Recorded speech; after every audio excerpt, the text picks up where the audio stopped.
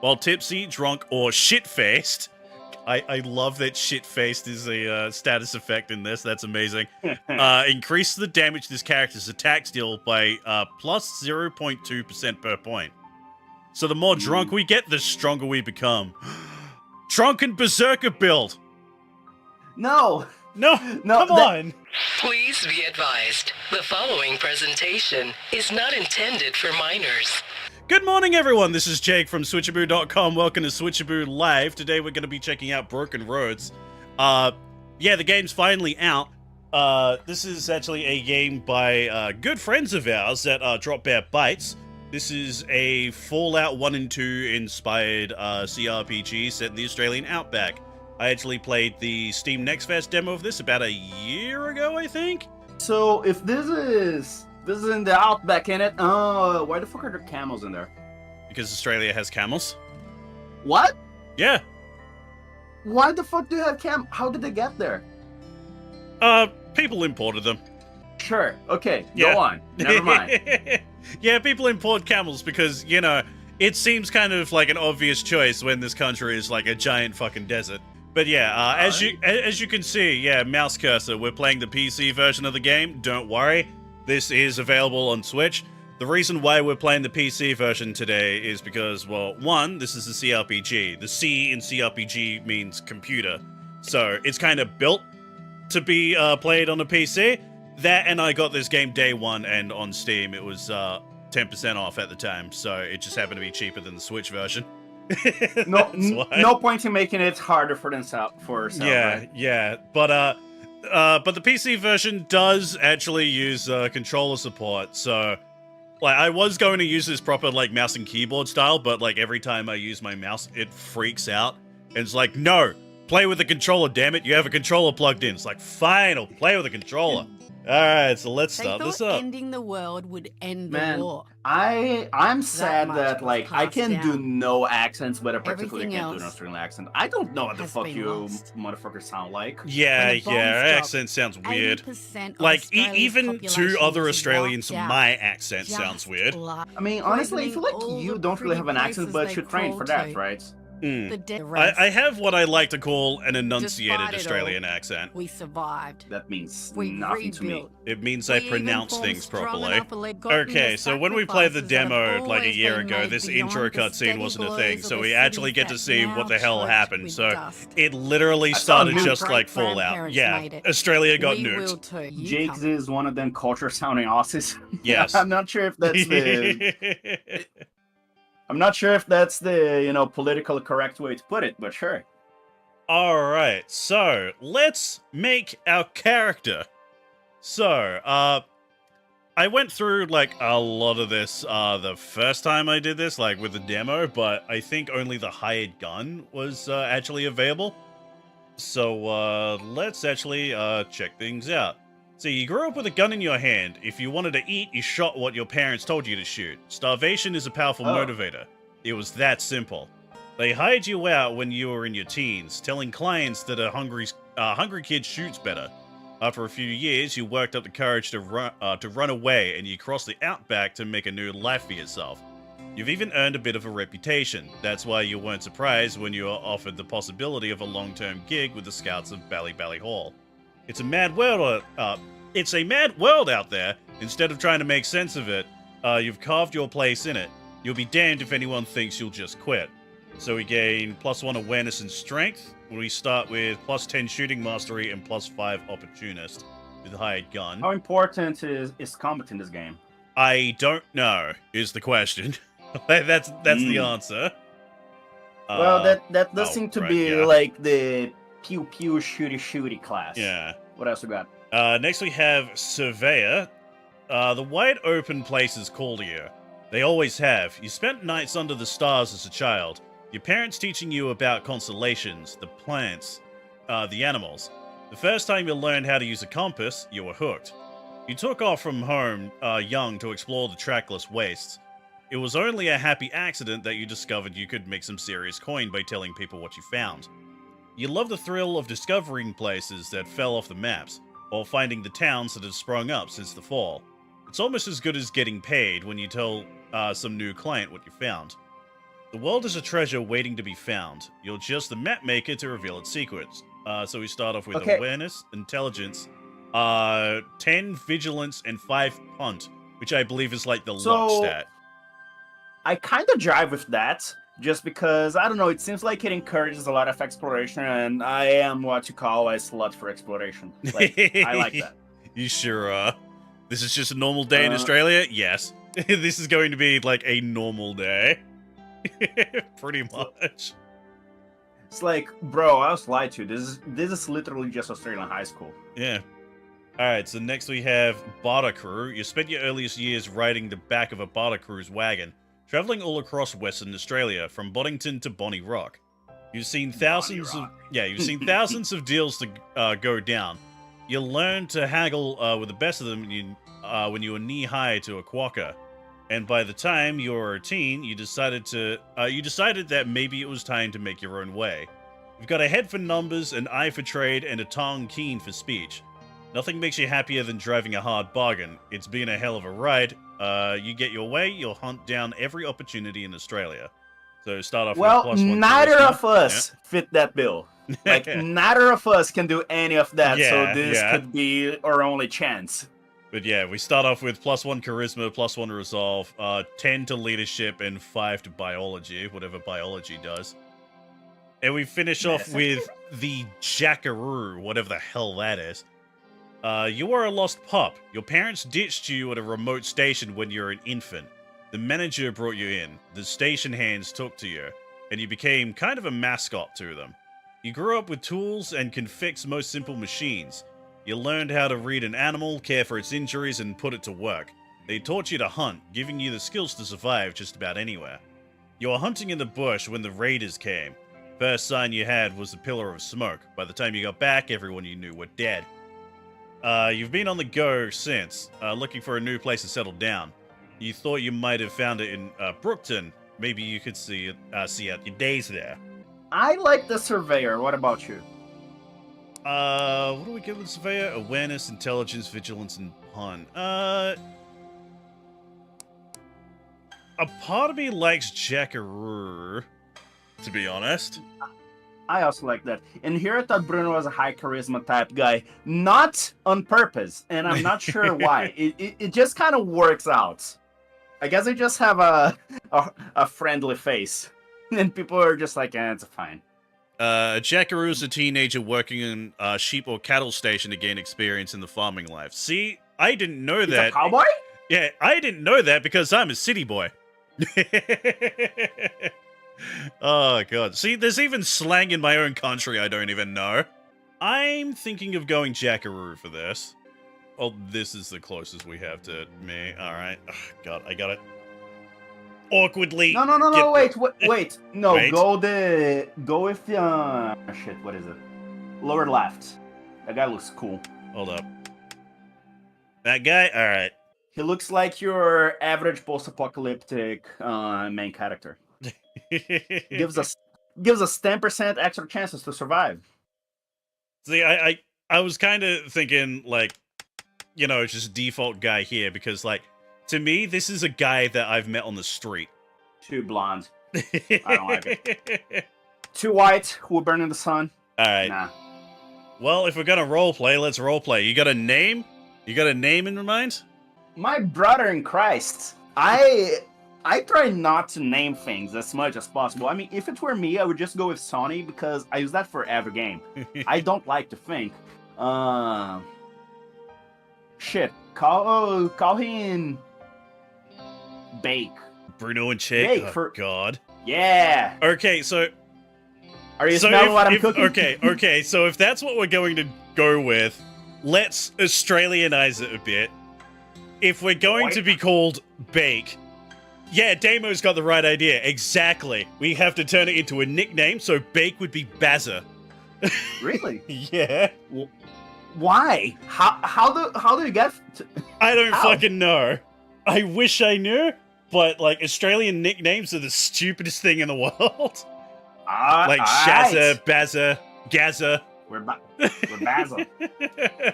You call that a knife kind of vibes. Yeah. Next up, the introduction to the moral compass. The moral compass shows a 360-degree view of possible dialogue options, attitudes you can hold, and decisions you can make throughout your journey. It is divided into 4 parts: utilitarian, nihilist, Machiavellian, and humanist, with a golden arc representing your worldview, often overlapping different quadrants. Where the decision lies is not always clear-cut, and the borders matter. It's entirely possible to be utilitarian focused on the greater good for all, which will suit options in that quadrant close to the humanist border. Likewise, you can be within the utilitarian quadrant but tending far more to focus on the interests of your own group, with decisions tending towards the Machiavellian border. Broken Roads doesn't reduce things to simple right and wrong or good and evil. And this is reflected in how you can handle the scenarios you face on your journey. So the reason why they have this is because one of the members of the dev team is actually like huge into psychology. So they went super deep into this. You know, I think that's pretty cool. When people really put what they're passionate into the projects, like, you can tell. Yeah. That is a really interesting system. It's like, what's the word that I'm looking for? It's simple enough to understand, but I like that your worldview like can be expanded. It like covers multiple places. It's cool. Alright, so what else we got? The golden arc in the center represents your worldview. Each decision you make can affect your position on the compass, rotating the worldview slightly towards the decision you have made. At the center of the compass are brightly illuminated areas of moral tendencies, which allow your character to make lower-level moral decisions or expressions of ideas that would otherwise fall outside of their worldview. Note that the further a decision is from the center of your worldview, the larger impact it will have on shifting it. Plus, the more decisions you make close to the center of the worldview, the more narrow-minded you will become, allowing you to make higher-level decisions. Conversely, selecting a wider range of choices will make you broad-minded, often allowing more options, but making certain higher-level decisions and moral traits, perks unique to characters of a particular alignment that can affect dialogue or combat skills, unavailable. Okay. It's interesting. So you can narrow your own worldview by taking certain stances. I mean, I guess it makes sense, really. Yeah. In which Bruno and Jake decide Bazza's political axis. Oh, God. By the way, speaking of, Jake, look, I have a pattern in these types of games. Usually, I always go for the humanist, and I don't even really try to. It's just, I just do it. So let's do a little bit of pushback here and see what the hell comes out of this. What do you usually pick in these types of games? I usually pick utilitarian. So this is gonna be good. This is gonna yeah, be great. well, like the humanist and the utilitarian parts are like right next to each other, so we can technically be a mix of both. Yeah, it would probably be a little bit worse if you were more into. Yeah, if mean, I was like a you can be Machiavellian. Machiavellian. Okay, so quiz time. This will determine our political alignment, essentially. So, you and your crew are hacking through the bush when you hear screams off to your right. An unwary bloke stepped on some mating death adders, and he and the Sheila who pulled him back have both been bitten. They're in The for fuck is what? what? What in the word did you just say to me? Okay, English. Let's see. An unsuspecting man stepped on 2 mating snakes. Both he and the woman with him were both pulled back and bitten.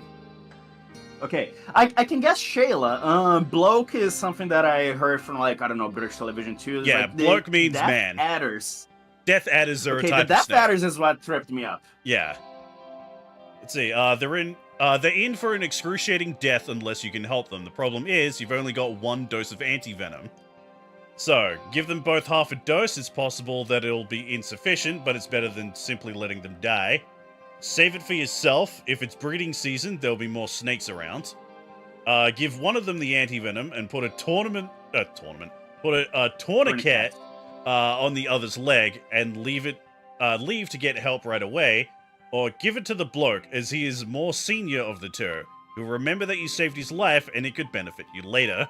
I mean, the first one is like, it said that it's possible that it'll be insufficient. Like, it kind of makes it seem like it's not a very likely scenario. I guess we really shouldn't think, like, too deep into this, otherwise the game won't proceed much. For me, it's either the humanist or the utilitarian.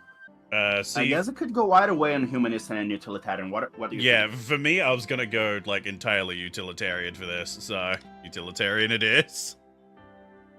It's like, I would not like to be the person that has to tell them, okay, now pick one. Yeah, now, one yeah, of you. that God would suck. damn. Okay.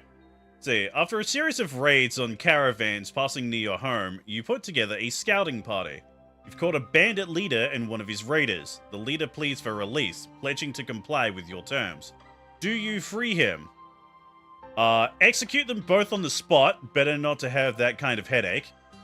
Take him back to town and stand trial. This is not your call to make. Escort them far away, warning that if you catch them here again, they're dead. Tell him that you'll let one of them go free, him or his raider, and he gets to choose which one lives. I am a fan of the, look, I'm giving you a warning. It's like, look, strike 2 and you're fucking toast, but I'm cool with that. What about you? Well, if we're gonna try and go like mix of utilitarian and humanist, I think we'll go. No, with I that mean, one. like, don't worry about that. No, shut up. This is fun. This is fun mixing both of our things together. Shut up. I mean, yeah, but it's also fun just exploring to see what happens when you just put the two of us in the same pot and you're like, come on, do something. Do something. Yeah, alright, let's see. A nearby townstead has a new chief, and he's starting to flex his muscles. He sends an envoy with a threat, pay tribute or suffer his wrath. He clearly has the military strength to back it up. Do you pay? See, if he thinks he can take it, let him come. You're not scared of his threats. Negotiate with the envoy and escort him back. Concealed, your top fighters follow. In town, publicly execute the convoy, displaying his head on a spike. Warn the others to surrender their chief or face the same fate. Jesus, that's... God. Yeah, that's a little... That's a bit much. Send Right? scouts to see if he can enforce his demands. If he can, pay up. If he can't, send him a mocking reply and dare him to come take it. Send an envoy in return and try and negotiate with the new chief. War hurts everyone, and maybe you can work out a way to be of mutual benefit. There's no reason to do anything other than 4. Yeah. It's like, come on, like, that is just clearly the best choice. Shut up, Fuego, you absolute murder hobo. Question 4. A child in the village has started showing symptoms of the plague. Oh, great. The town chose to quarantine him and his family, but you caught him sneaking out of the house to play with other kids. What now? Let him go with a warning. If he's contagious, you're all infected now too. If he's not, no harm done. Rally some neighbors and evict the entire family from town, make an example of their carelessness. Send him back to his house, under careful guard. The whole family will have to leave town if they continue to put everyone at risk. Or return him to his house and explain to the family what will happen to the town if they're all infected. Make them see reason. Wait, I don't get it, because that makes it seem like the kid was just, like, being a little shit and sneaking out, not that the family was letting him do it. That confused me a bit too. Yeah, this is it a hard one, just because of how it's worded. Yeah, I mean, I still want to go with 4, really. Send the child to the chief in the previous question. Man, what the fuck? That's a great idea, but no.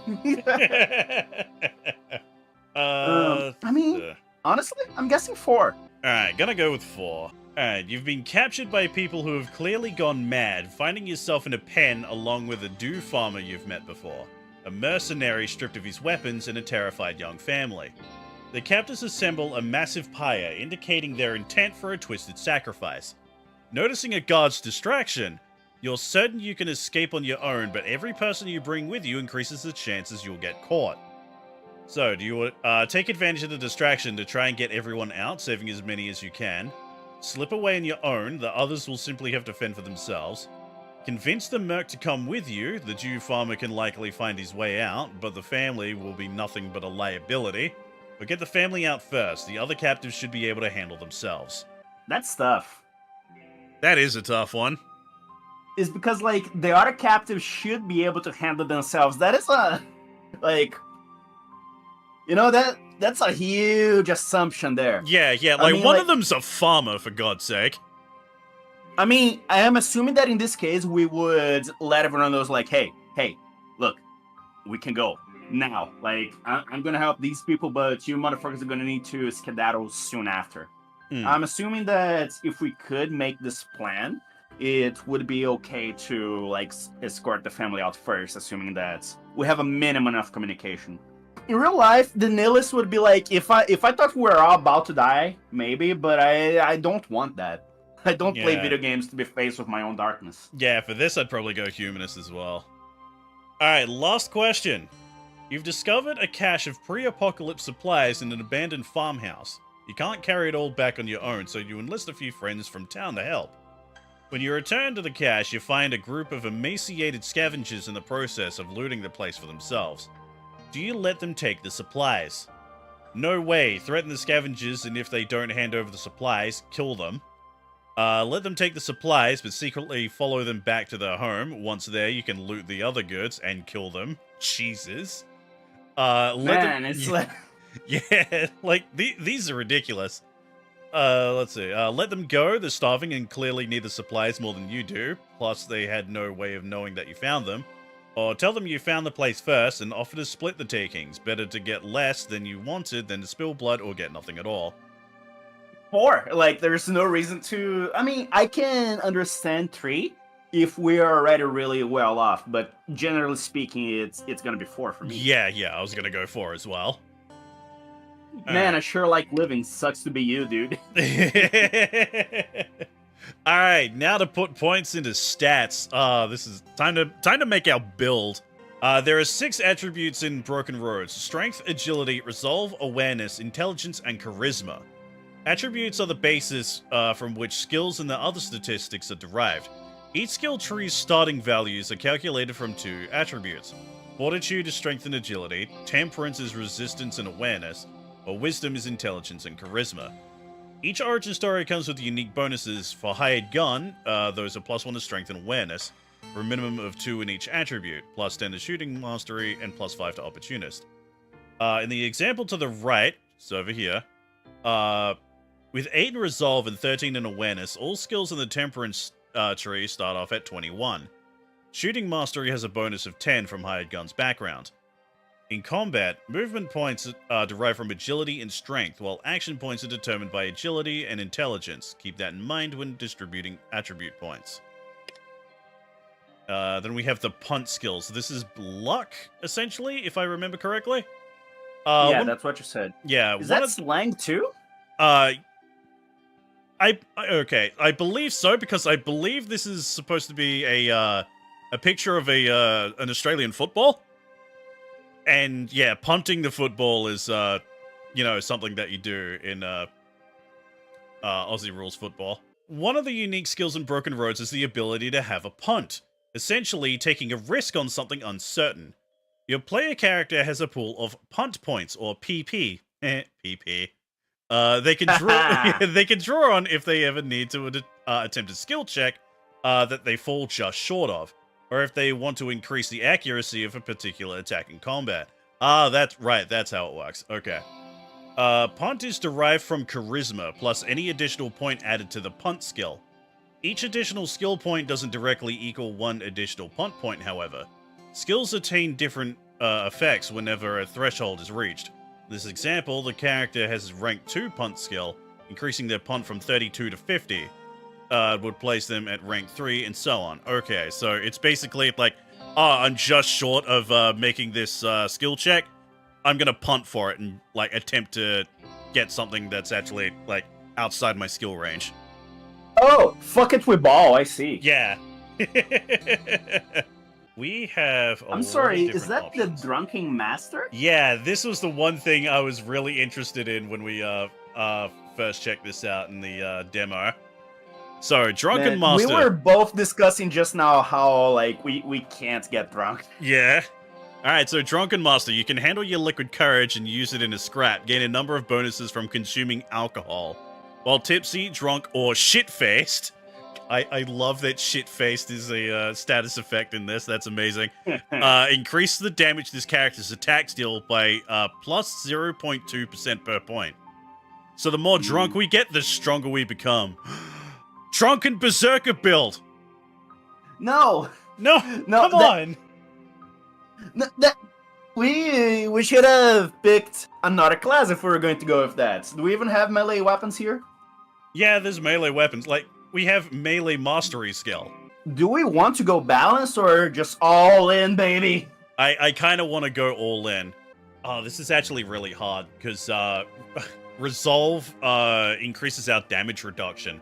Which, if we're going, like, drunken, like, melee master, we're probably going to need a lot of it.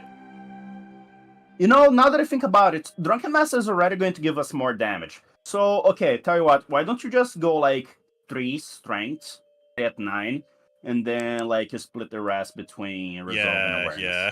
Shrug off damage like a brick shithouse. Nice. Assume a defensive stance, gaining immunity to being flanked until this character's next turn. So that's if we want to be, like, a defensive melee tank. A drunken defensive melee tank. Like, you just take a swig, go out and fight people on the streets? Like we said, it's going to be like an average day in Australia. So I'm thinking 10 points in melee mastery, Barbician, and drunken master. No. Hold on, man. I want some in vigilance. I want to not miss anything. Yeah, keep your finger on the trigger and your eyes down the sights. Prepare an attack and fire for the first enemy who moves within range. Okay, so this is XCOM's Overwatch. So you just stand there, wait for someone to move, and if they do move, you shoot them. I love camping. I'm the biggest camper I know. So yeah, what about the punt? Yeah, vigilance is going to be useless to us since we're going melee. So punt. Take a chance at a challenge beyond your usual capabilities. In combat, spend punt points to increase accuracy of attacks. Out of combat, spend punt points to attempt to pass a skill check that is just out of reach. Higher ranks increase the amount of effectiveness of punt points. Each point spent in punt increases the character's critical hit chance. Yeah, baby, let's go! Give a fat damn to that one, boy. I'll take 1 out of melee mastery so we can get flat 30 for drunken master. Very well. This is gonna be The weird. boss always gets defensively critical and shit-faced. This is gonna be fucking weird.